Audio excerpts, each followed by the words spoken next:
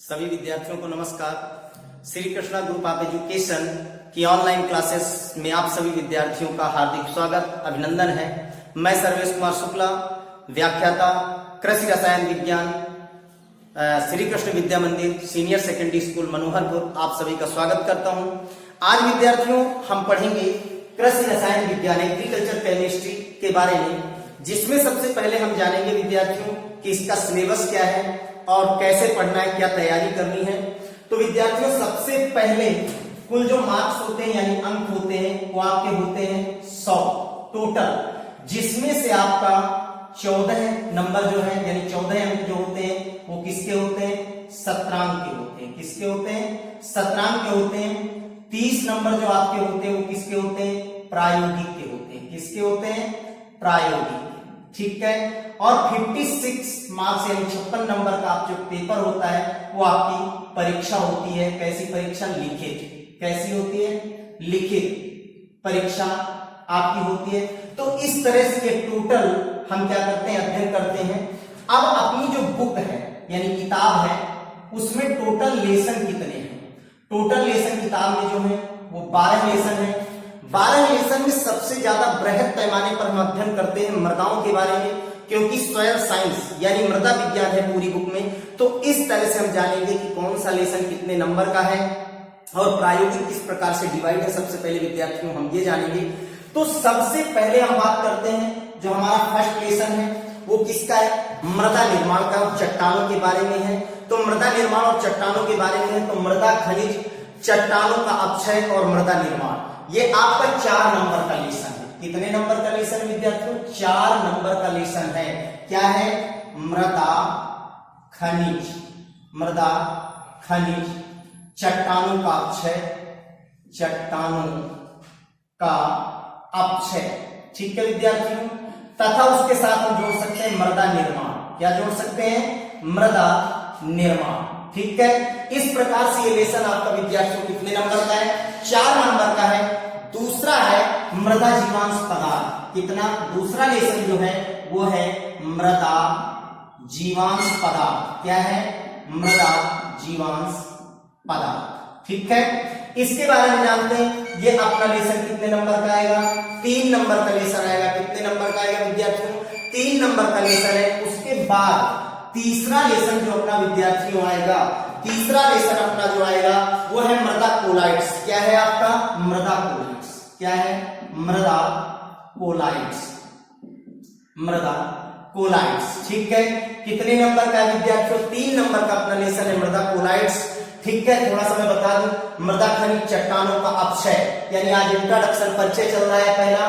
तो मृदा खनिज, चट्टानों का अपक्षय यानी कहने का मतलब है चट्टानों के अपक्षय से मृदाओं का निर्माण होता है। वो पैतृक मूल पदार्थ होता है और उस मूल पदार्थ के संचयन से मृदाएं बनती हैं। अब ये है कि चट्टानें किस प्रकार की हैं। तो मैंने आपको बताया था जैसे आग्नेय अम्लीय है, आग्नेय अवसादी है। तो अगर इस प्रकार की चट्टानों का अपक्षय होता है तो मृदाएं अम्लीय या क्षारीय बनती है उनकी प्रकृति के अनुसार। ठीक है। और खनिज की उपलब्धता। उसके बाद मृदा जीवांश पदार्थ, जीवांश जीवों का अंश यानी मृदा में पाए जाने वाले जीवांश पदार्थ, या दूसरे वर्ड में कह दूं ह्यूमस तथा उनका संगठन। फिर मृदा कोलाइट्स, कोलाइट्स यानी कहने का मतलब है चिपकने का गुण जो मृदा में पाया जाता है उसे ही हम क्या कहते हैं, मृदा कोलाइट्स कहते हैं। ठीक है। उसके बाद अपना जो चौथा लेसन आएगा, चौथा लेसन जो हम पढ़ेंगे विद्यार्थियों, चौथे लेसन में आयन विनिमय पढ़ेंगे। क्या पढ़ेंगे, आयन विनिमय के बारे में पढ़ेंगे। ठीक है। यानी आयनों का आदान प्रदान। ठीक है। जैसे हम जानते हैं सामान्य रूप से धनायन, ऋणायन केमिस्ट्री में भी पढ़ते हैं। ठीक है। तो कहने का मतलब आयनों का आदान प्रदान, जैसे मैं ऐसे एग्जाम्पल मृदा से समझा दूं कि ऐसी मृदाएं, जैसे मान लिया जाए कोई उर्वरक हम उपयोग करते हैं, एग्जाम्पल के तौर पे अमोनियम उर्वरक उपयोग करते हैं, अमोनियम का उपयोग करते हैं, तो इसमें धनात्मकता पाई जाती है, धनायन पाया जाता है। तो ये मृदा के सूक्ष्म कणों में आसानी से क्या होते हैं, चिपक जाते हैं और इनका निक्षालन नहीं होता है। हालांकि जो मृदा कोलाइट्स के बारे में हमने जाना और आयन विनिमय के बारे में जाना, तो मृदाओं में आयनों का आदान प्रदान किस प्रकार से होता है ये जानेंगे। ये आपका लेसन जो आएगा आयन विनिमय का, ये आपका कितने का आएगा, 3 नंबर का आएगा। कितने नंबर का आएगा, 3 नंबर का आएगा विद्यार्थियों। उसके बाद अपना जो 5वां लेसन आएगा, 5वां लेसन आपका आ जाएगा जाकर के मृदा अभिक्रिया। क्या आ जाएगा? मृदा अभिक्रिया। कितने का आ जाएगा? मृदा अभिक्रिया। ठीक है, किसके बारे में? मृदा अभिक्रिया के बारे में आ जाएगा। उसके बाद अपना जो छठा लेसन आ जाएगा विद्यार्थियों, वो आपका आ जाएगा अम्लीय तथा लवण प्रभावित मृदाएं। क्या आ जाएगा? अम्लीय तथा लवण प्रभावित मृदाएं। ठीक है, यानी अम्लीय मृदाएं एवं लवणीय मृदाओं के बारे में पढ़ेंगे, इनका निर्माण कैसे होता है तथा इनका हम नियंत्रण कैसे कर सकते हैं, इनके बारे में हम जानेंगे। तो 5वां लेसन जो आपका है विद्यार्थियों, 5वां लेसन आपका आ जाएगा जाकर के 3 नंबर का, और उसके बाद आ जाएगा 4 नंबर का। ये लेसन आपका 4 नंबर का आ जाएगा। फिर उसके बाद आपका जो 7वें नंबर का लेसन है, 7वां लेसन है, वो आपका आ जाएगा जाकर के कहां? पादपों की आवश्यक पादप पोषक तत्व, यहां भी कर सकते हैं।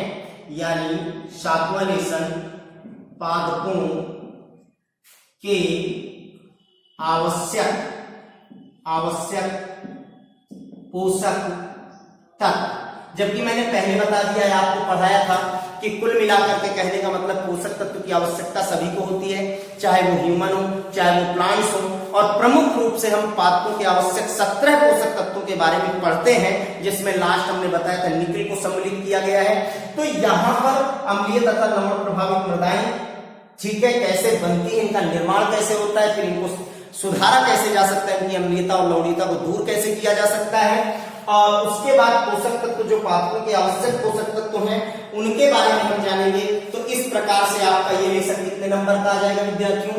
4 नंबर का आ जाएगा। उसके बाद आपका आ जाएगा कौन सा? Lesson number 8। लेसन नंबर 8 जो आपका है उर्वरकों की मृदा में अभिक्रिया फसलों पर प्रभाव। क्या आ जाएगा?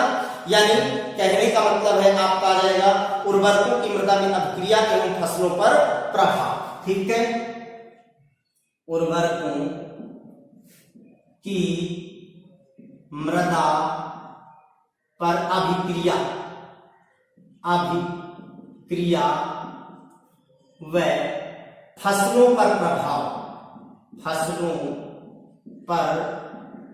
प्रभाव। ठीक है विद्यार्थियों, अब हम जानते हैं सबसे पहले कि उर्वरकों की मृदा पर अभिक्रिया हम कई प्रकार के उर्वरक उपयोग करते हैं, जैसे यूरिया का उपयोग करते हैं, डीएपी का उपयोग करते हैं, एसएसपी का उपयोग करते हैं, टीएसपी का उपयोग करते हैं, या अनेक प्रकार के अकार्बनिक उर्वरकों का उपयोग करते हैं, या कुछ कार्बनिक उर्वरक है उनका उपयोग करते हैं। तो वो मृदा पर क्या प्रभाव डालते हैं और उनके अत्यधिक प्रभाव से मृदाएं अम्लीय होती हैं, क्षारीय होती हैं, ये हम विस्तार पूर्वक लेसन नंबर 8 में जानेंगे।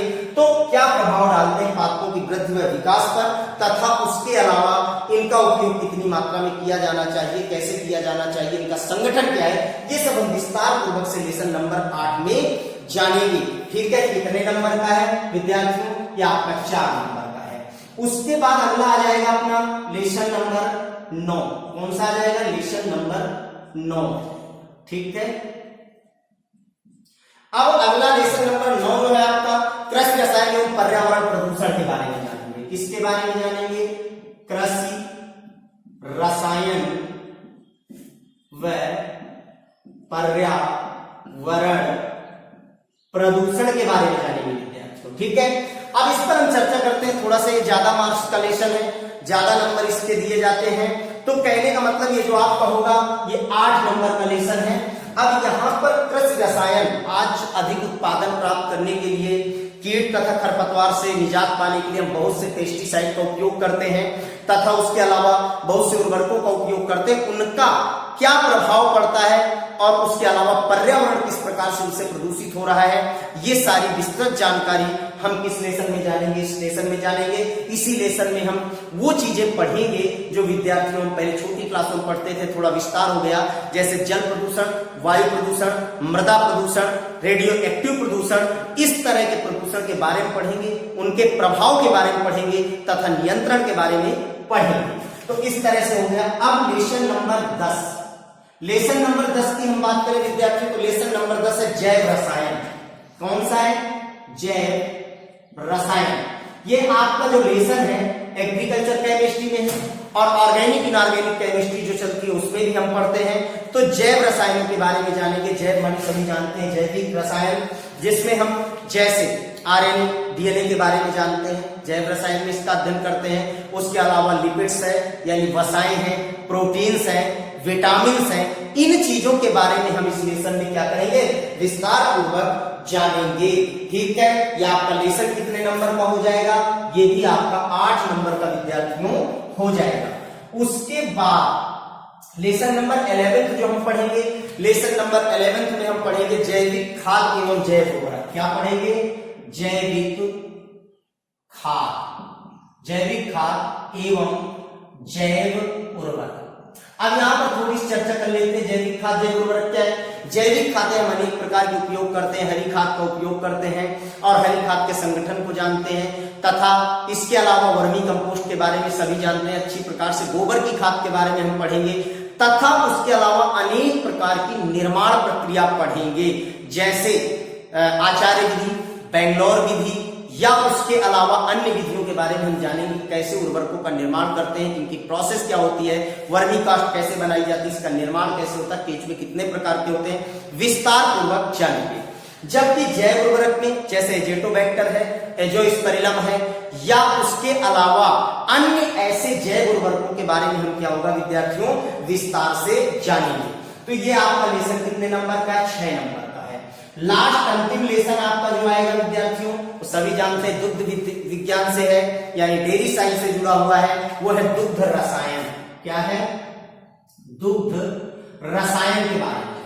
ठीक है, ये आपका कितने नंबर का, 6 नंबर का लेसन है विद्यार्थियों। तो इस तरह से हमने जाना। तो क्या बताया, पहला लेसन है यानी मृदा खनिज चट्टानों का, 4 नंबर का है मृदा निर्माण। उसके अलावा दूसरा है मृदा जीवांश पदार्थ तथा इनका संगठन, इनके बारे में जानेंगे। उसके बाद मृदा कोलाइड्स 3 नंबर का, फिर उसके बाद आपका आ जाएगा आयन में 3 नंबर का, मृदा क्रिया 3 नंबर की, और अम्लीय तथा लवण प्रभावित मृदा विद्यार्थियों 4 नंबर की, और पादपों के पोषक तत्व 4 नंबर के आएंगे। और उसके अलावा उर्वरकों की मृदा पर क्रिया 4 नंबर का, फसलों पर प्रभाव। और अगला लेसन आपका आएगा कृषि रसायन पर्यावरण प्रदूषण 8 नंबर का है, और उसके अलावा जैव रसायन आपका 8 नंबर का है, और उसके बाद जैविक खाद जैव उर्वरक 6 नंबर का, और उसके बाद दुग्ध रसायन आपका 6 नंबर का आ जाएगा। तो इस तरह से टोटल आपके आ जाएंगे 6, 4, 10, 3, 13, 13, 3, 16, 16, 4, 20, 4, 24, और 24, 4, 28, 2, 30, 6, 36, 36, 4, 40, 4, 44, 44, 6, 50, 6, 56। इस तरह टोटल 56 मार्क्स का आ जाएगा, और आपके 14 नंबर 17 के 30 नंबर प्रैक्टिकल में इक्वल टोटल आपके बन जाएंगे जाकर के। ये 100 मार्क्स आपके तैयार हो जाएंगे। कितने, ये 100 मार्क्स आपके तैयार हो जाएंगे। अब हम थोड़ी सी चर्चा करते हैं इनका डिवाइडेशन कैसे। जैसे मान ली तो अब ये 3 नंबर का है जैसे, तो इसमें एक क्वेश्चन 2 नंबर का, एक क्वेश्चन 1 नंबर का आएगा। इस तरह से डिवाइडेशन किया गया है। और फिर 3 नंबर का है तो इसमें भी वही प्रोसेस आएगी, एक क्वेश्चन आपका 1 नंबर का तो एक 2 नंबर का आ जाएगा। उसके बाद अगला फिर 3 नंबर का है, तो उसमें कैसे आएगा जाकर के, तो 3 क्वेश्चन 1-1 नंबर के आ जाएंगे जाकर के आपका। तो तीसरे लेसन में देखिए मृदा अभिक्रिया में कैसे आ जाएंगे, 1-1 नंबर के। ठीक है, यानी 1 + 1 + 1 इस प्रकार से क्वेश्चन बनेंगे। उसके बाद अगला है आयन विनिमय के बाद अगर हम बात करें मृदा अभिक्रिया में, तो मृदा अभिक्रिया में देखें आपका आ जाएगा यानी 1 + 1 + 1 + 1। इस तरह से आपकी ये 3 नंबर बन जाएंगे जाकर के। और यहां पर जो आपका बनेगा जाकर के 2 + 1। इस तरह से 3 लेसनों में 2 + 1, 2 + 1, 2 + 1, और अगले में 1 + 1 + 1। इस तरह से डिवाइडेशन हो जाएगा। ठीक है, और यहां पर इस तरह से हो जाएगा, सॉरी विद्यार्थियों, तो इस तरह से डिवाइडेशन आपका हो जाएगा। ठीक है, इस तरह से। तो ये टोटल आपका कितने का बन गया जाकर के, यानी 4 नंबर का बन गया। कितने नंबर का, कैसे, 2 + 1 + 1, यहां पर 1 + 2, और यहां पर 1 + 2, और उसके बाद आपका आ जाएगा जाकर के क्या, यानी 1 + 1 + 1। ठीक है, इस तरह से डिवाइड करेंगे। उसके बाद अगला जो लेसन आपका आएगा मृदा क्रिया, ये भी 3 नंबर की है। तो इसमें जो आपका आ जाएगा जाकर के, इसमें भी 2 + 1 आ जाएगा जाकर के। उसके बाद आपका अगला छठा लेसन है 4 नंबर का, तो 1 + 3 आ जाएगा। क्या आ जाएगा? 1 + 3 आ जाएगा। अगला लेसन जो आपका है आवश्यक पोषक तत्व वाला, इसमें आपका 1 + 1 + 2, 1 + 1 + 2 हो जाएगा। उसके बाद 8वां लेसन जो उर्वरकों वाला है, इस 4 नंबर का है, सीधा 4 नंबर का क्वेश्चन आएगा। कितने नंबर का? 4 नंबर का आएगा। उसके बाद आपका जो 8 नंबर का है, 8 नंबर में डिवाइडेशन कैसे है, यानी कहने का मतलब 2 + 2 + 4। उसके बाद अगला डिवाइडेशन जो है उसमें कैसे होगा? 2 + 2, 2 + 2 + 4, इस तरह से। उसके बाद लेसन नंबर 10 आपका जैव रसायन है। अब उसके बाद आपका जैविक खाद, तो 1 2 3 कैसे आ जाएगा? 1 + 2 + 3। और लास्ट लेसन आपका जो बचा उसमें वही फॉर्मूला हो जाएगा, 1 + 2 + 3। इस तरह से ये क्वेश्चन आपके डिवाइड होकर के आएंगे।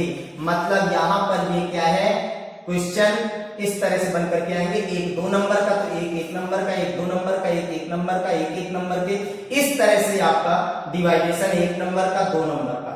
ठीक है, इस तरह से टोटल डिवाइडेशन आपका हो जाएगा। ठीक है, ओके। तो इस तरह से आपके ये क्वेश्चन बनेंगे। अब हम बात करते हैं थोड़ा सा किसके बारे में? प्रयोगात्मक के बारे में। ठीक है, प्रयोगात्मक किस प्रकार से होगा? तो प्रयोगात्मक मैंने बताया 30 अंक का है, यानी प्रायोगिक। उसमें आपके क्वेश्चन डिवाइड होंगे, वो किस प्रकार से डिवाइड होंगे? 3 3, उसके अलावा 3, ठीक है, फिर 5 5 5, ठीक है, और उसके अलावा 4 3 और उसके अलावा 2। ठीक है, कहने का तात्पर्य है ये क्वेश्चन, ये क्वेश्चन, ये क्वेश्चन, ये क्वेश्चन, ये क्वेश्चन, और उसके अलावा 4 नंबर का जो आएगा वो भी क्वेश्चन है। और ये आपका क्या हो जाएगा? लिखित कार्य। और ये आपका यानी जो आपने प्रायोगिक संग्रह किया 3 नंबर, और 2 नंबर आपका हो जाएगा वाइवा का। तो सबसे पहले जो हम 3 नंबर का क्वेश्चन जानते हैं वो किसके बारे में जानते हैं? ये नंबर है आपके, मार्किंग है यहां पर, मृदा नमूना लेना, मृदा नमूना लेना। उसके बाद दूसरा 3 नंबर का जो क्वेश्चन है वो आ जाएगा, पानी एवं मृदा का पीएच व ईसी ज्ञात करना। पानी व मृदा का पीएच व ईसी ज्ञात करना। ठीक है, ईसी ज्ञात करने का। ठीक है, उसके बाद अगला जो 5 नंबर का आपका विद्यार्थियों क्वेश्चन आएगा, उसमें आपका आएगा क्या? मृदा जैविक कार्बन प्रतिशतता ज्ञात करना। यानी कह सकते हैं मृदा की जैविक कार्बन प्रतिशतता ज्ञात करना, क्या करना, इस तरह से हो जाएगा। उसके बाद अगला जो आपका विद्यार्थियों है वो क्या आ जाएगा? यानी जैविक खाद की परिपक्वता की जांच। क्या आ जाएगा? जैविक खाद की परिपक्वता की जांच। ठीक है, इस तरह से हो जाएगा। अगला जो आपका 5 नंबर का क्वेश्चन आएगा विद्यार्थियों, दुग्ध में मिलावट की जांच। क्या आ जाएगी?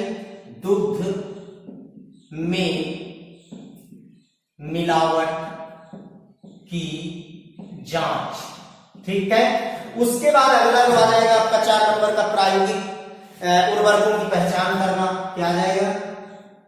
उर्वरकों की पहचान करना, उर्वरकों की पहचान करना। फिर आ जाएगा आपका प्रायोगिक अभिलेख। क्या आ जाएगा? प्रायोगिक अभिलेख। ठीक है, उसके बाद आपका आ जाएगा मौखिक यानी वाइवा। ठीक है, यहां पर सुने 3 नंबर का, ये 3 3 6 6 5 11। ठीक है, 11 ही हो गए, 11 5 कितने हो गए? 16 16 5 21 21 4 25 और 3 28 29 30। ठीक है, जिसमें आपका पहला जो क्वेश्चन होगा वो कितने का? 3 नंबर का होगा, यानी मृदा नमूना लेने का। ठीक है, क्या होगा? मृदा नमूना लेने का। जैसे मृदा नमूना कहां से? बगीचे से लेने का, ऊसर भूमि से लेने का, प्रदर्शन करके दिखाना है।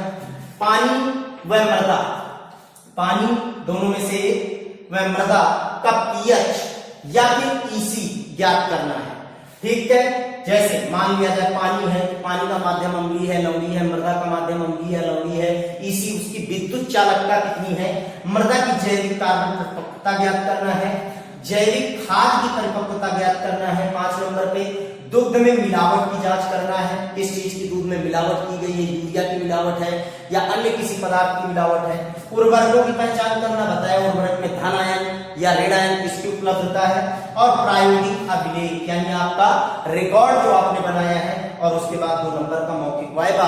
इस तरह से आपका क्या होगा, टोटल 30 मार्क्स का 30 नंबर का प्रैक्टिकल होगा जो बाहर से एग्जामिनर आता है वो। और जो लेसन नंबर चैप्टर नंबर 8 है अपना पोषक तत्वों के बाद, और जानेंगे कि उर्वरक क्या होते हैं और ये कितने प्रकार के होते हैं, इनका डिवाइडेशन कैसे किया गया है, बांटा कैसे गया है। तो सबसे पहले देखिए हम चर्चा करते हैं कृषि रसायन विज्ञान के किसके बारे में, यानी उर्वरकों के बारे में। किसके बारे में, उर्वरकों के बारे में, यानी फर्टिलाइजर्स के बारे में, और उनका रिएक्शन क्या होता है साइंस में, यानी मृदा में उनकी अभिक्रिया किस प्रकार की होती है।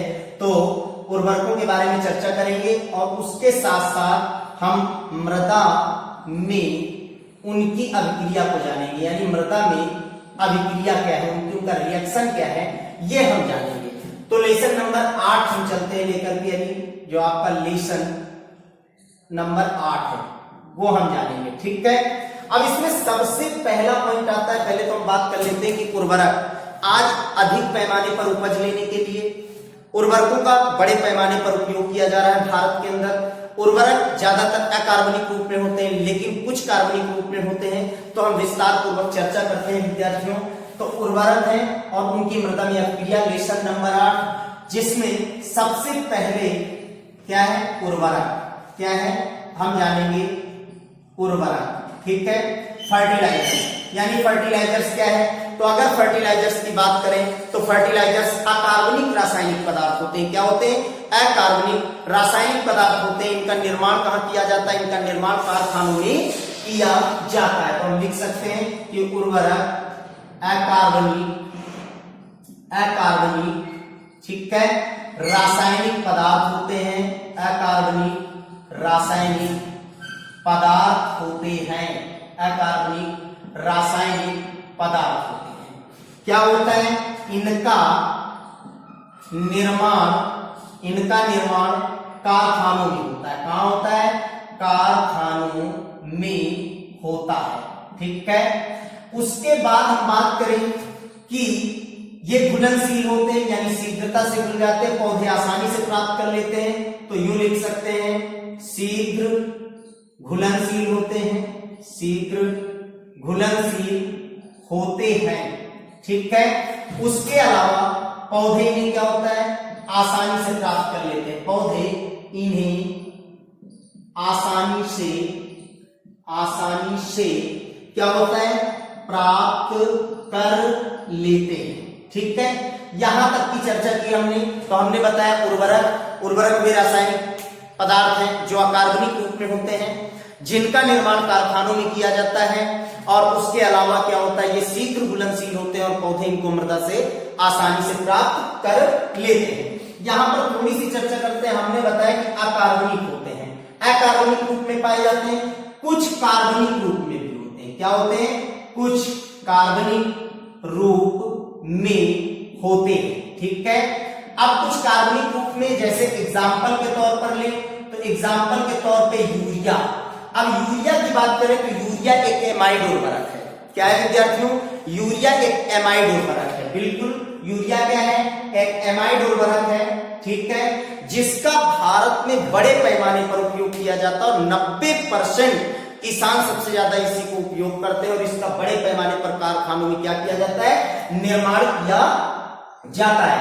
अकार्बनिक, जिसमें कार्बन की उपस्थिति ना हो, यानी क्या है, इनऑर्गेनिक, और कार्बनिक यानी ऑर्गेनिक रूप में होते हैं, अर्थात यूरिया में कार्बन तत्व की उपलब्धता पाई जाती है यूरिया में, जिसके कारण इसे क्या कहा जाता है, कार्बनिक उर्वरक कहा जाता है। और भारत में सबसे ज्यादा बड़े पैमाने पर इसी उर्वरक का क्या किया जाता है, कृषकों के द्वारा उपयोग किया जाता है, एमाइड उर्वरक है। इस तरह से हमने जाना कि उर्वरक फर्टिलाइजर्स अकार्बनिक रासायनिक पदार्थ होते हैं, इनका निर्माण कहां होता है, कारखानों में होता है, और शीघ्र घुलनशील होते हैं, यानी मृदा में तीव्रता से अभिक्रिया करते हैं नमी की उपस्थिति में, और पौधे इन्हें आसानी से प्राप्त कर लेते हैं। और ये हमने बताया कि कुछ कार्बनिक रूप में होते हैं। कार्बनिक का मतलब जिसमें कार्बन की उपस्थिति पाई जाती है। एग्जाम्पल यूरिया जो एमाइड उर्वरक के रूप में होता है। इस तरह से हमने विद्यार्थियों किसके बारे में जाना, उर्वरक के बारे में जाना। अब उर्वरक के बाद इनके प्रकार किस प्रकार से बांटे गए हैं, तो देखें उर्वरकों के प्रकार किस प्रकार से इनको डिवाइड किया गया है। तो रासायनिक उर्वरक यानी इनके हम कह सकते हैं काइंड्स ऑफ फर्टिलाइजर्स यानी उर्वरकों के प्रकार, ठीक है। किस आधार पर इनका वर्गीकरण किया गया, क्या किया गया, वर्गीकरण किया गया, इनका डिवाइडेशन किया गया। तो रासायनिक उर्वरकों, ठीक है, रासायनिक उर्वरकों को क्या किया गया, 5 भागों में बांटा गया, 5 भागों में बांटा गया, ठीक है। अब 5 भागों में बांटा गया, किस प्रकार से बांटा गया, तो जैसे पहला नंबर क्या है, नाइट्रोजन धारी उर्वरक, नाइट्रोजन धारी उर्वरक।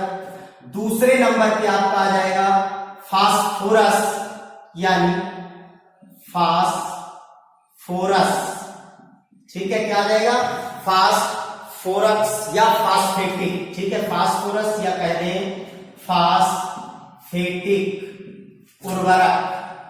उर्वरक, ठीक है। उसके अलावा तीसरे में आपका आ जाएगा क्या, पोटास वाले, ठीक है, यानी कह सकते हैं पोटैशिक उर्वरक, क्या आ जाएगा, पोटैशिक उर्वरक, ठीक है। चौथे नंबर पे आपका आ जाएगा यौगिक उर्वरक, क्या आ जाएगा, यौगिक उर्वरक, ठीक है। अब इस पर देखिए, जैसे इनको 5 भागों में बांटा गया विद्यार्थियों, 5 भागों में डिवाइड किया गया, तो मैंने बताया उर्वरक वे रासायनिक अकार्बनिक पदार्थ होते हैं जिनका निर्माण कारखानों में किया जाता है तथा इनकी घुलनशीलता तीव्र होती है और मृदा में नमी की उपस्थिति में शीघ्र घुल जाते हैं तथा इन्हें पौधे आसानी से प्राप्त कर लेते हैं। कुछ उर्वरक कार्बनिक रूप में होते हैं, मैंने बताया जैसे यूरिया, और यूरिया एक एमाइड उर्वरक है जिसका भारत में सबसे ज्यादा उपयोग किया जाता है। उसके बाद मैंने बताया कि मींस कार्बन की उपस्थिति यूरिया में पाई जाती है। अब उसके बाद हमने क्या किया, इनको यानी 5 भागों में बांटा। तो 5 भागों में बांटा, हम जानते हैं कि यहां पर क्या है, यौगिक उर्वरक, और एक 5वें नंबर पे आपका आ जाएगा एकल उर्वरक, ठीक है। अब सबसे पहले नाम के आधार पर चर्चा करते हैं। कह रहा है रासायनिक उर्वरकों का वर्गीकरण 5 भागों में बांटा। पहला नाइट्रोजन धारी उर्वरक, इसका मतलब स्पष्ट हो जाता है कि ऐसे उर्वरक, नाइट्रोजन धारी उर्वरक, ऐसे उर्वरक जिनके प्रयोग से किसकी प्राप्ति होती है, पौधों को नाइट्रोजन तत्व की प्राप्ति होती है, ऐसे पौधे क्या कहलाते हैं, नाइट्रोजन धारी उर्वरक कहलाते हैं। दूसरा फास्फोरस यानी फास्फेटिक उर्वरक, यानी जिनसे पौधों को फास्फोरस प्राप्त होती है, ठीक है, वो क्या कहलाते हैं, फास्फेटिक उर्वरक कहलाते हैं। पोटास यानी पोटैशिक उर्वरक, जिन उर्वरकों के प्रयोग से पोषक तत्व के रूप में मृदा से पौधों को क्या प्राप्त होती है, पोटास प्राप्त होती है, ठीक है, वो पोटैशिक उर्वरक कहलाते हैं। और यौगिक उर्वरक, यौगिक संगठन होता है, सबको पता है, ठीक है। तो इन उर्वरकों के प्रयोग से पौधों को एक या एक से अधिक पोषक तत्व प्राप्त हो जाते हैं, ठीक है। क्या होता है, एक या एक से अधिक पोषक तत्वों की उपलब्धता हो जाती है। और एकल उर्वरक, ऐसे उर्वरक जिनके प्रयोग से केवल एक ही पोषक तत्व पौधों को प्राप्त होता है, उन्हें क्या कहा जाता है, एकल उर्वरक कहा जाता है। तो इस तरह से ये उर्वरकों का क्या है, डिवाइडेशन हुआ। तो इस तरह से पौधों से पोषक तत्व प्राप्त होते हैं। तो यहाँ नाइट्रोजन, यहाँ फास्फोरस, यहाँ पोटास यानी एनपीके इस प्रकार से इनसे प्राप्त होते हैं। यौगिक उर्वरक में जैसे हम मान लें डीएपी, डाई अमोनियम फास्फेट। एकल उर्वरक में सीधा शुरू में बताया था यूरिया, ठीक है। इस तरह से क्या होता है, प्राप्त होते हैं। यूरिया में नाइट्रोजन कितनी पाई जाती है, 46% पाई जाती है, जबकि इधर नाइट्रोजन कितनी पाई जाती है, 18% पाई जाती है, ठीक है। और उसके अलावा डाइअमोनियम फास्फेट, तो फास्फोरस कितना पाया जाता है, 46% पाया जाता है, ठीक है। इस प्रकार से हमने चर्चा किया। अब हम बात करते हैं क्या कि अब इन उर्वरकों का हमने डिवाइडेशन कर दिया। डिवाइडेशन के बाद क्या बताया, डिवाइडेशन में 5 भागों में बांटा गया। नाइट्रोजन धारी उर्वरक, नाइट्रोजन की प्रस्तुत करते हैं। फास्फेट फेटिक उर्वरक यानी फास्फोरस की प्रत्युत्पत्ति करते हैं, पोटेशियम उर्वरक यानी पोटाश की प्रत्युत्पत्ति करते हैं, यौगिक उर्वरक एक से अधिक पोषक तत्वों की प्रत्युत्पत्ति करते हैं और एकल उर्वरक केवल एक ही पोषक तत्वों की प्रत्युत्पत्ति करते हैं।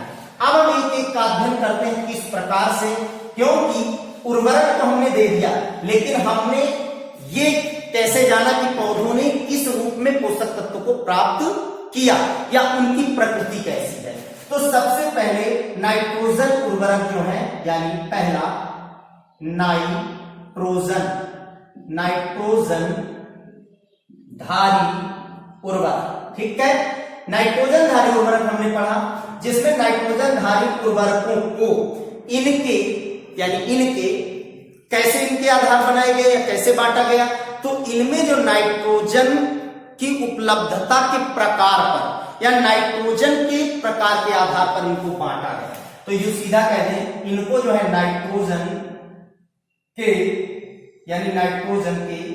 प्रकार के आधार पर बांटा गया, ठीक है। नाइट्रोजन के प्रकार के आधार पर बांटा गया, ठीक है, बांटा गया। यहां तक आया। अब कैसे बांटा गया, तो सबसे पहले पहला पॉइंट अपना बन जाता है कि कैसे, तो सबसे पहला पॉइंट जो बनेगा वो आपका अमोनियम उर्वरक बनेगा। कौन सा बनेगा, यानी अमोनियम उर्वरक आपका बनेगा, ठीक है। क्या बनेगा, अमोनियम उर्वरक। अब अमोनियम उर्वरक सीधा स्पष्ट हो जाता है NH4+ आयन के रूप में, ठीक है, NH4+ आयन के रूप में। अब अमोनियम उर्वरक का मतलब हो गया कि सीधा नाइट्रोजन, बोल देता हूं कि नाइट्रोजन जो होती है वो पौधों को NH4+ आयन के रूप में उपलब्ध होती है, ठीक है। और इन उर्वरकों का जो हम विद्यार्थियों प्रयोग करते हैं वो जलीय मृदाओं में, यानी जल जो अधिक होती है, जल जहां अधिक मात्रा में पाया जाता है या अधिक जल मांग वाली फसलों में करते हैं। जैसे चावल ओराइजा सैटाइवा में हम क्या करते हैं, नाइट्रोजन का उपयोग करते हैं। नाइट्रोजन को चावल की फसल इस रूप में प्राप्त करती है, NH4+ यानी अमोनियम आयन के रूप में प्राप्त करती है। किंतु ये क्या होते हैं, मृदाओं को अम्लीय बनाते हैं। क्या करते हैं, मृदाओं को अम्लीय बनाते हैं। उसके अलावा इनका निक्षालन नहीं होता, क्योंकि जैसे जल ज्यादा मृदा में भरा हुआ है, पानी की अधिक मात्रा है, तो उर्वरकों का क्या होता है, निक्षालन हो जाता है, यानी मृदा में निचले संस्तरों में चले जाते हैं और पौधों को पोषक तत्व विद्यार्थियों प्राप्त नहीं होता है। लेकिन इनमें क्या है, आप देख रहे होंगे धन आयन पाया जाता है और ये क्या होता है, मृदा कोलाइट्स में चिपक जाते हैं, इसलिए सूक्ष्म कणों से जब चिपक जाते हैं तो इनका निक्षालन नहीं होता है। लेकिन अधिक मात्रा में प्रयोग करने से मृदा को अम्लीय बना देते हैं। तो किस रूप में, यानी नाइट्रोजन जो होती है वो किस रूप में, इस रूप में अमोनियम आयन के रूप में, किस रूप में, यानी अमोनियम आयन के रूप में पौधे प्राप्त करते हैं विद्यार्थियों, ठीक है। उसके अलावा मैंने क्या बताया कि ये मृदा के सूक्ष्म कणों से चिपक जाते हैं, मृदा के सूक्ष्म कणों से चिपक जाते हैं। क्या होता है, चिपक जाते हैं, ठीक है। जिससे क्या होता है, निक्षालन नहीं होता, लीचिंग जिसे बोलते हैं, निक्षालन नहीं होता, ठीक है। लेकिन होता क्या है, अम्लीय प्रभाव डालते हैं। किस पर, मृदा पर अम्लीय प्रभाव उत्पन्न करते हैं, ठीक है, उत्पन्न करते हैं, ठीक है। तो इस तरह से हम कह सकते हैं, फिर मैं रिपीट कर देता हूं कि यहां पर अमोनियम उर्वरक में NH4+ आयन के रूप में नाइट्रोजन की उपस्थिति पाई जाती है और नाइट्रोजन की उपस्थिति जो अमोनियम आयन के रूप में पाई जाती है, पौधे इसको इसी रूप में ग्रहण करते हैं। अधिकतर जो अधिक जल मांग वाली फसलें, जैसे मैंने बताया चावल ओराइजा सैटाइवा, उनमें इसका उपयोग किया जाता है और वो पौधे NH4+ के रूप में ही प्राप्त करते हैं, अमोनियम आयन के रूप में प्राप्त करते हैं। मृदा के सूक्ष्म कणों से क्या होता है, चिपक जाते हैं, जिससे इनका निक्षालन यानी लीचिंग नहीं होती है। उसके अलावा क्या होता है, अम्लीय प्रभाव मृदा पर उत्पन्न करते हैं। तो पहला पॉइंट हमने इस प्रकार से पढ़ा अमोनियम उर्वरक के बारे में, ठीक है। अब दूसरा हम पढ़ते हैं नाइट्रेट उर्वरक, यानी नाइट्रेट उर्वरक के बारे में जानते हैं। तो दूसरा है आपका क्या, नाइट्रेट उर्वरक, ठीक है।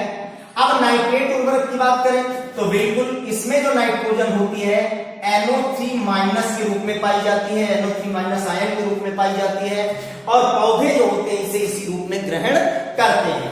ठीक है, लेकिन ये उर्वरक अधिक जल मांग वाली फसलों के लिए उपयुक्त नहीं होते हैं, क्योंकि इनका निक्षालन शीघ्र हो जाता है और मृदा के निचले स्तरों में चले जाते हैं, पौधे इनको प्राप्त नहीं कर पाते हैं। इसलिए ऐसे उर्वरकों का उपयोग वर्षा ऋतु में नहीं करना चाहिए, वर्षा ऋतु के लिए अनुपयुक्त होते हैं और मृदा में ये क्षारीय प्रभाव डालते हैं।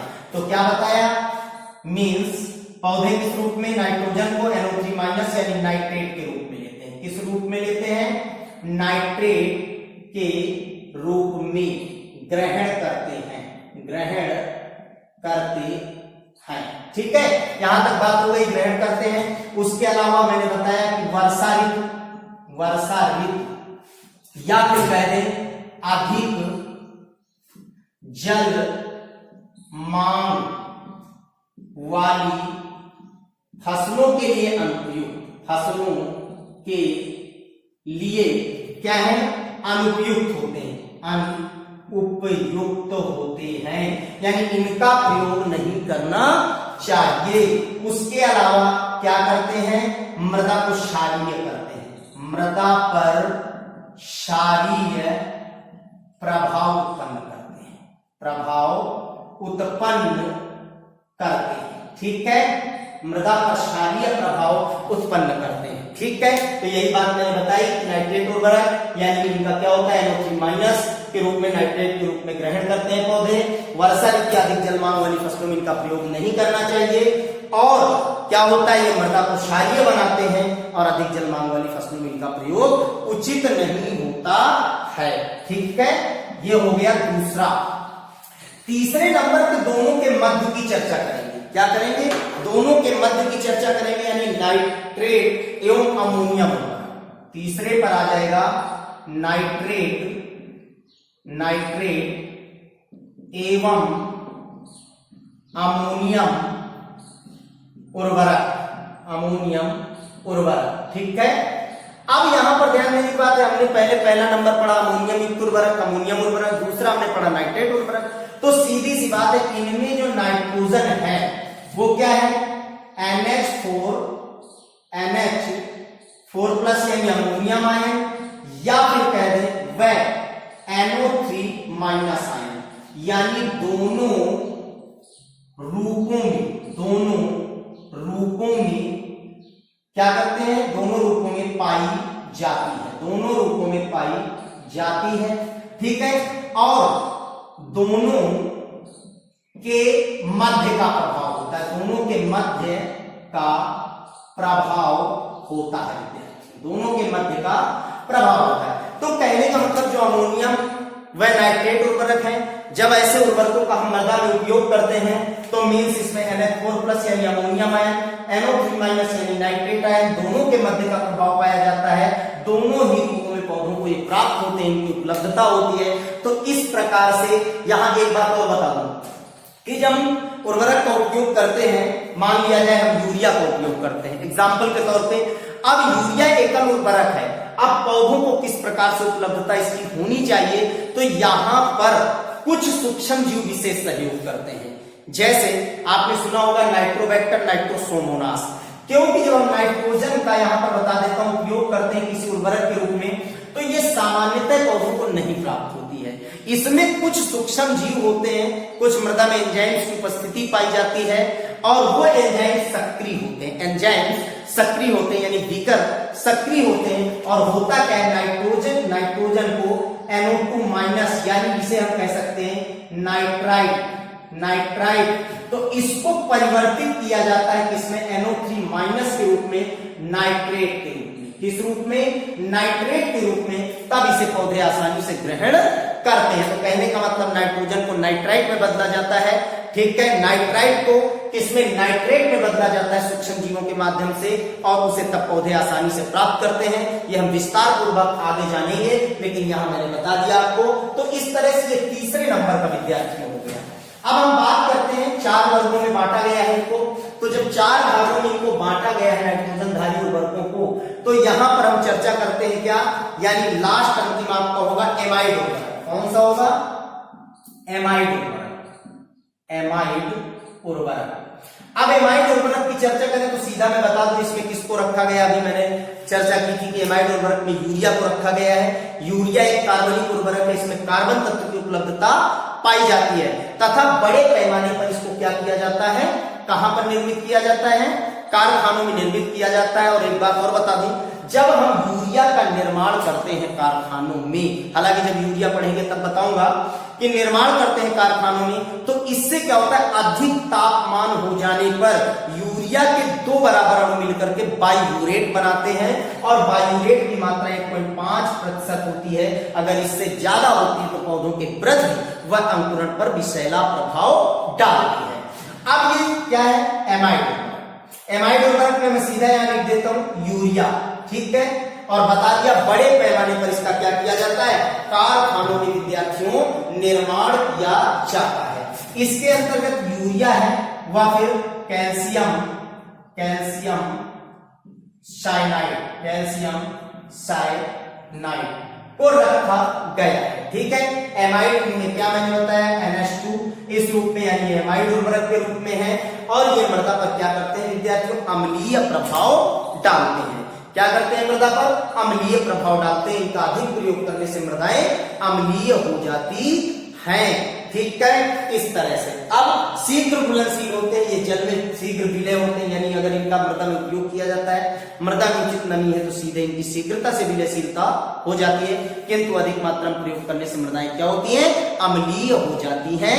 और एमाइड उर्वरक है, कारखानों में निर्मित किया जाता है, कार्बनिक उर्वरक है, कार्बन तत्व की उपलब्धता पाई जाती है, ठीक है। इस तरह से ये 4 भागों में हमने क्या पढ़ा, नाइट्रोजन धारी उर्वरकों के बारे में पढ़ा। अब उसके बाद अगर हम बात करें तो उसके बाद हम पढ़ेंगे दूसरे नंबर पे क्या, फास्फेटिक उर्वरक। कौन से पढ़ेंगे? फास्फेटिक उर्वरक के बारे में पढ़ेंगे, ठीक है। अब बात करते हैं किसके बारे में, फास्फेटिक उर्वरकों के बारे में। फास्फेटिक उर्वरक के बारे में अब दूसरा नंबर आएगा फास्फेटिक उर्वरक। फास्फेटिक फास्फेटिक उर्वरकों को विलेयता के आधार पर 3 भागों में बांटा गया है। क्या किया गया है, यानी विलेयता के आधार पर 3 भागों में बांटा गया है। विलेयता के आधार पर कितने भागों में, 3 भागों में बांटा गया है, ठीक है। 3 भागों में बांटा गया है। अब 3 भागों में बांटा गया तो मैं पहले बता दूं किस प्रकार से इनकी विलेयता होती है। सबसे पहले जल विलेय फास्फेटिक उर्वरक, ठीक है। उसके बाद दूसरा क्या आएगा, अम्लीय माध्यम में, जैसे साइट्रेट एवं साइट्रिक अम्ल में विलेय। उसके बाद आ जाएगा साइट्रिक अम्ल एवं साइट्रेट में अविलेय। तो जब साइट्रिक अम्ल और साइट्रेट में अविलेय है तो वो विलेय किसमें है, तो सबसे पहले जाने पहला पॉइंट क्या आ जाएगा, सबसे पहला पॉइंट आपका जो आ जाएगा विद्यार्थियों वो आ जाएगा फास्फेटिक उर्वरक, ठीक है। जल विलेय फास्फेटिक उर्वरक क्या आ जाएगा, जल विलेय फास्फेट युक्त उर्वरक, जल विलेय फास्फेट युक्त उर्वरक, ठीक है। अब इसमें देखिए जल विलेय फास्फेट युक्त उर्वरक है तो बिल्कुल स्पष्ट हो जाता है कि जिस हम फास्फेटिक उर्वरक का उपयोग करते हैं वो उर्वरक जल के साथ विलयशील होता है, यानी जल में वो विलेय हो जाता है। वो कैसे, इनमें फास्फोरस जो होती है जल विलेय मोनो कैल्शियम फास्फेट के रूप में होती है, ठीक है। यानी इनमें जो फास्फोरस होती है मींस फास्फोरस क्या होती है, जल विलेय, ठीक है, मोनो कैल्शियम, ठीक है।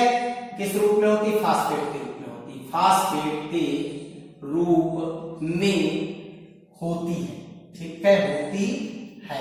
यहां पर मैंने लिख के बता दिया कि इनमें जो क्या होती है, फास्फोरस होती है वो जल विलेय मोनो कैल्शियम फास्फेट के रूप में होती है, ठीक है। जैसे एग्जांपल के तौर पे लेने एसएसपी मतलब सिंगल सुपर फास्फेट, टीएसपी, ठीक है, ट्रिपल सुपर फास्फेट, या उसके अलावा डीएपी, ठीक है।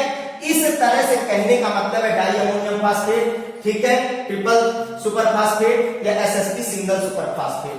तो इनमें जो है वो फास्फोरस किस प्रकार से है, तो इनमें फास्फोरस जो है वो जल विलीय मोनो कैल्शियम फास्फेट के रूप में पाई जाती है। और ये एग्जाम्पल आपके हो गए, ठीक है, ये आपके क्या हो गए, एग्जाम्पल हो गए। तो फास्फेटिक उर्वरक विलेयता के आधार पर इनको 3 भागों में हमने बांटा। पहला भाग है जल विलेय फास्फेट युक्त उर्वरक, यानी फास्फोरस जल विलेय मोनो कैल्शियम फास्फेट के रूप में होती है, जैसे एग्जांपल एसएसपी, टीएसपी और डीएपी। इसके बारे में हमने क्या हुआ जाना। अब दूसरा जो हम पढ़ेंगे वो साइट्रिक अम्ल अथवा साइट्रेट, क्या पढ़ेंगे, यानी साइट्रिक अम्ल अथवा साइट्रेट में विलेय, ठीक है। दूसरा साइट्रिक अम्ल व साइट्रेट में विलेय, ठीक है, विलेय फास्फेटिक उर्वरक, ठीक है, यहां पर ये जानेंगे। तो अब यहां पर जानते हैं कि साइट्रिक अम्ल अथवा साइट्रेट में दिए हैं, तो साइट्रिक अम्ल अथवा साइट्रेट में विलेय फास्फेटिक उर्वरक के बारे में जानेंगे। तो जो ये उर्वरक है, ठीक है, या क्या होते हैं, साइट्रिक अम्ल में तो विलेय होते हैं किंतु जल में अविलेय होते हैं। बस इतना ही कहेंगे कि ऐसे जो फास्फेट युक्त उर्वरक है, जब हम इनका उपयोग करते हैं मृदाओं में, तो अम्लीय माध्यम में ये विलेय होते हैं किंतु जल में अविलेय होते हैं। एज एग्जाम्पल के तौर पे हम बात करें तो एग्जाम्पल के तौर पे जैसे बेसिल स्लैग है और डाई कैल्शियम फास्फेट है, ठीक है, इनका एग्जाम्पल ले लेते हैं। जैसे बेसिल स्लैग व उसके अलावा बेसिल स्लैग के अलावा आपका आ जाएगा दूसरा एग्जाम्पल, ठीक है, वो क्या आ जाएगा, दूसरा एग्जाम्पल आपका आ जाएगा जैसे डाई कैल्शियम फास्फेट, क्या आ जाएगा, डाई कैल्शियम फास्फेट, ठीक है, फास्फेट, ठीक है। क्या बताया मैंने कि ये यानी विलेय होते हैं किनमें, साइट्रिक अम्ल में विलेय, ऐसे कर सकते हैं, साइट्रिक अम्ल में विलेय, ठीक है, परंतु या किंतु जल में अविलेय होते हैं, जल में अविलेय होते हैं, ठीक है। एग्जाम्पल है BECIL slag, die calcium phosphate, किस रूप में, HPO4- के रूप में, ठीक है, इस रूप में इनकी उपलब्धता होती है, इस रूप में इनको प्राप्त किया जाता है। अब इसके बाद हम बात करते हैं किसकी, मीन्स जल एवं साइट्रिक अम्ल में अविलेय, ठीक है। तीसरा पॉइंट आएगा जल एवं साइट्रिक अम्ल में अविलेय, ठीक है। तीसरा है जल एवं साइट्रिक अम्ल में अविलेय, ठीक है, अविलेय, ठीक है। अब सीधा स्पष्ट हो रहा है कि जल में और साइट्रिक अम्ल दोनों में अविलेय है, ना इनका जल में विलेय होता है ना साइट्रिक अम्ल में विलेय होता है। तो ये किसमें विलेय होते हैं, तो सीधी सी बात है खनिज अम्लों में विलेय, खनिज अम्लों में विलेय होते हैं, खनिज अम्लों में विलेय होते हैं। बस इतना स्पष्टीकरण हो गया कि ये खनिज अम्लों में विलेय होते हैं, ठीक है, इनकी ये विशेषता होती है। उसके अलावा इसमें आता क्या है, जैसे एग्जाम्पल के तौर पे ले लें, एग्जाम्पल तो जैसे रॉक फास्फेट, ठीक है। उसके अलावा हड्डी का चूरा व उसके अलावा वास्कित हड्डी का चूरा, ठीक है, समझ में आएगा। तो कहने का मतलब 3 प्रकार से पढ़ा, फिर मैं रिपीट कर देता हूं। सबसे पहले जल विलेय फास्फेटिक उर्वरक, ये क्या होते हैं, जल में विलेय होते हैं, ठीक है, जल में विलेय पाए जाते हैं। जैसे उदाहरण बताया, इनमें जल विलेयता के आधार पर कैसे होते हैं, मोनो कैल्शियम फास्फेट के रूप में होते हैं, जैसे एसएसपी, टीएसपी, डीएपी। दूसरा मैंने बताया साइट्रिक अम्ल व साइट्रेट में विलेय, ये इनमें विलेय होते हैं, साइट्रिक अम्ल व साइट्रेट में विलेय होते हैं, किंतु क्या होता है जल में इनकी अविलेयता पाई जाती है। ठीक है, जैसे डाइकैल्शियम फास्फेट है या बेसिक स्लैग है। क्या बताया HPO4 माइनस के रूप में इनकी उपलब्धता पाई जाती है। उसके बाद जल एवं साइट्रिक अम्ल में अविलेय, तो किसमें विलेय होते हैं, खनिज अम्लों में विलेय होते हैं, परंतु जल व साइट्रिक अम्ल में क्या होते हैं, मींस अविलेय होते हैं। जैसे रॉक फास्फेट है, हड्डी का चूरा है, वास्तविक हड्डी का चूरा है। ठीक है, इस प्रकार से इनको 3 भागों में क्या किया गया है, बांटा गया है। उसके बाद हम बात करते हैं किसकी, उसके बाद हम बात करते हैं अगला पोटैशिक उर्वरक। किसकी बात करते हैं, पोटैशिक उर्वरक की बात करते हैं, पोटैशिक उर्वरक पर आते हैं।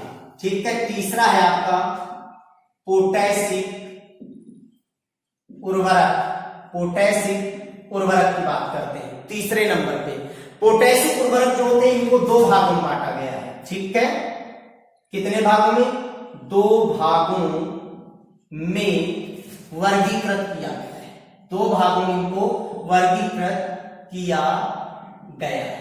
अब ये कैसे वर्गीकृत किए गए हैं पोटैशिक उर्वरक, ध्यान में सबसे पहला हमने पढ़ा नाइट्रोजनधारी उर्वरक, दूसरा पढ़ा कौन से, फास्फेटिक उर्वरक, पोटैशिक उर्वरक। पोटैशिक उर्वरक को 2 भागों में बांटा गया, तो क्लोराइड की उपलब्धता के आधार पर क्लोराइड युक्त पोटैशिक उर्वरक और उसके अलावा क्लोराइड विहीन पोटैशिक उर्वरक। तो सबसे पहला हम जानते हैं क्या, क्लोराइड युक्त क्या आ जाएगा, पोटैशिक उर्वरक। ठीक है, उर्वरक। उसके बाद दूसरा आ जाएगा अपना क्या,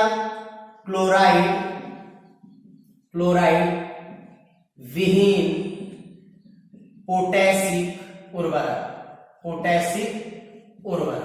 ठीक है, अब इनमें अंतर कुछ नहीं करना है विद्यार्थियों, सिर्फ अंतर ये करना है कि यहां पर मैं लिख देता हूं ये सस्ते होते हैं। क्या होते हैं, सस्ते होते हैं, बिल्कुल। और ये क्या होते हैं, ये महंगे होते हैं, ये महंगे होते हैं। पहला अंतर तो दोनों में दिया है। ठीक है, कि जो क्लोराइड युक्त पोटैशिक उर्वरक है वो सस्ते होते हैं, जो क्लोराइड विहीन पोटैशिक उर्वरक होते हैं ये महंगे होते हैं। अब यहां पर जो इनकी उपलब्धता है वो कितनी है, 60%। किस रूप में है 60%, यानी 60% तो K2O के रूप में, K2O के रूप में मैंने लिख दिया। उसके अलावा जो दूसरे होते हैं ये आपके क्या होते हैं, महंगे होते हैं। ठीक है, तो इस तरह से हमने जाना। अब अपना क्या होगा, तीसरा, और पहला हो गया, दूसरा हो गया, तीसरा हो गया, चौथा और पांचवा बिल्कुल शॉर्ट में छोटे समय में करते हैं। तो मैंने बताया क्लोराइड युक्त पोटैशिक उर्वरक सस्ते होते हैं, K2O के रूप में 60%, और क्लोराइड विहीन पोटैशिक उर्वरक क्या होते हैं, महंगे होते हैं। अब यहां तक अपना समाप्त हो चुका है। आगे देखते हैं सबसे पहले कि जो इसका एग्जाम्पल है वो आ जाएगा MOP, यानी म्यूरेट ऑफ पोटाश। क्या आ जाएगा, म्यूरेट ऑफ पोटाश इसका एग्जाम्पल आ जाएगा। अब जो अगला आपका है इसमें आपका जैसे नाइट्रेट, सल्फेट या उसके अलावा अन्य उर्वरक इसमें आपके आ जाएंगे, जैसे पोटेशियम नाइट्रेट, पोटेशियम सल्फेट इत्यादि इसमें आ जाएंगे। तो इस तरह से कहने का तात्पर्य है इतने उर्वरकों के बारे में हमने पढ़ा। और उसके अलावा अगली चर्चा करते हैं,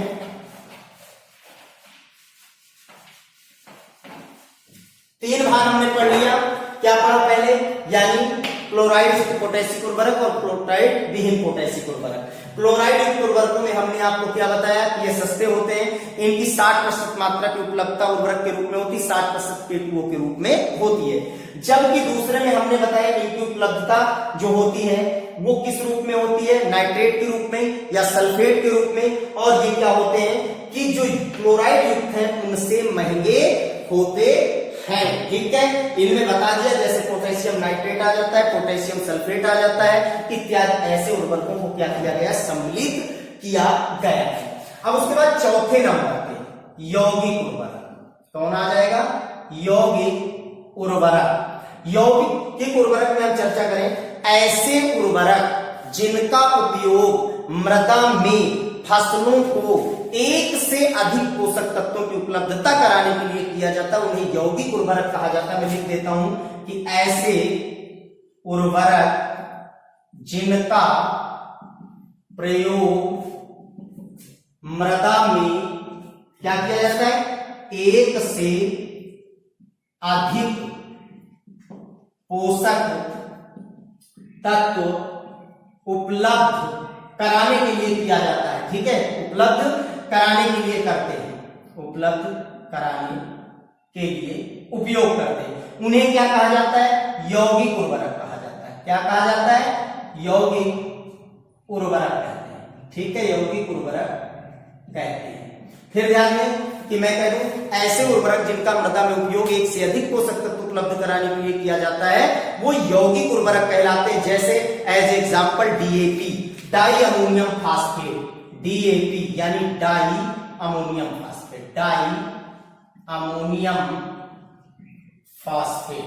ठीक है, अब अभी मैंने बताया था यूरिया में 46% नाइट्रोजन पाई जाती है, बिल्कुल करफर 1.5% बायोरेट पाया जाता है। इसमें ध्यान देने की बात है, जस्ट उल्टा प्रयोग है, यानी नाइट्रोजन कितना होता है, 18% पाया जाता है, और जबकि फास्फोरस 46% पाया जाता है। नाइट्रोजन कितना है, केवल 18%, किसमें, डीएपी में। ठीक है, उसके अलावा अगर हम बात करें P2O5 के रूप में जो फास्फोरस पाया जाता है वो 46% पाया जाता है। ठीक है, अब उसके बाद अंतिम है अपना एकल उर्वरक। क्या है, एकल उर्वरक। 5वें नंबर पे एकल उर्वरक क्या है, एकल उर्वरक। बिल्कुल सीधी सी बात है एकल उर्वरक में। एकल माने एक, ऐसे उर्वरक जिनका उपयोग मृदा में केवल एक ही पोषक तत्व उपलब्ध कराने के लिए किया जाता है एकल उर्वरक कहलाते हैं। यानी ऐसे उर्वरक जिनका उपयोग मृदा में, पौधे जो उपलब्ध मृदा में एक पोषक तत्व, ठीक है, एक पोषक तत्व प्राप्त कराने के लिए करते हैं, कराने के लिए करते हैं। ठीक है, करते हैं। ठीक है, वो क्या कहलाते हैं, एकल उर्वरक कहलाते हैं। एग्जाम्पल पे देखें, बिल्कुल इजी एग्जाम्पल, यूरिया नाइट्रोजन कितनी है, 46%। ठीक है, अगर मैं यहां बताना चाहूं तो बायोरेट कितना है, बायोरेट 1.5%। थोड़ा सा चर्चा कर देता हूं कि यूरिया जो है भारत में सबसे ज्यादा उपयोग किया जाने वाला उर्वरक है। यह कार्बनिक उर्वरक है, बाकी उर्वरक जो है अकार्बनिक है।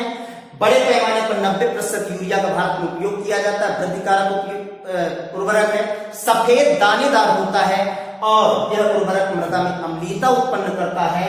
और इसमें बायोरेट क्या है, तो बायोरेट जब यूरिया का कारखानों में निर्माण किया जाता है, तापमान बहुत अधिक या उच्च हो जाता है तो इसके दो अणु यूरिया के मिलकर के बायोरेट बनाते हैं। अगर बायोरेट 1.5% से ज्यादा हो जाता है तो पौधों, बीजों के अंकुरण और पौधों की वृद्धि पर विषैला प्रभाव उत्पन्न करता है।